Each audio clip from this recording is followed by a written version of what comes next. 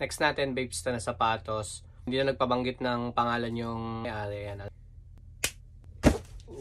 Yun, oh. Lakas to ni boss. Parang last week, tama ba? Last week nakapag-unbox ako nito, yung kulay black niya. Etong i-unbox natin yung kulay puti naman. Ayan, Babesta.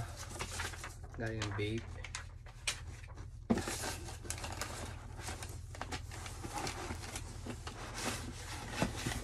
So,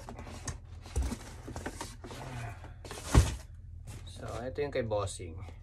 Ayan, size 9.5 men's. Ito yun. Hindi mawawala yung dust bag. Yung dust bag ng Babesta. Tapos yung big head card. Extra laces. Ayan, may extra laces siya na kulay gray. May extra laces niya. Dito tayo sa sapatos mag-focus. Wow! Ang ganda nito. Ang ganda ng kulay black nito nung in-unbox ko. Maganda din tong kulay puti niya. So, ito yung kulay puti.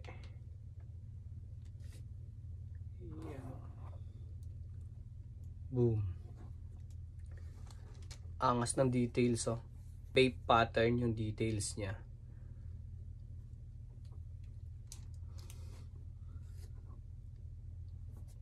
Wow, ganda naman ng bango. Bali tatlong kulay pala to. Yung una kong in-unbox is yung itim, tapos ito puti, tapos yung pula. May pula din. Kaso wala pang nag-order ng pula, kaya hindi pa natin siya may papakita dito sa vlog natin. Ito yung kabilang pares niya.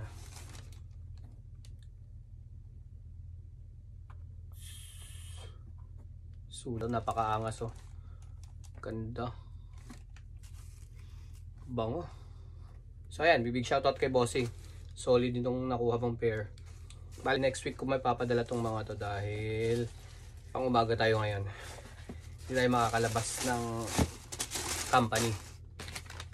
So ayan, big shoutout Bossing. Pakas angas nito. Thank you dito. Ay mga may gusto, pa PM lang ako. Size 1 pa rin tong Babesta natin na to. Kulay puti. White gray. Ayan, PM nyo lang ako mga Bossing. Angas nito. Solid. Panalo to panalo. Parang gandang pang perso nito, ah.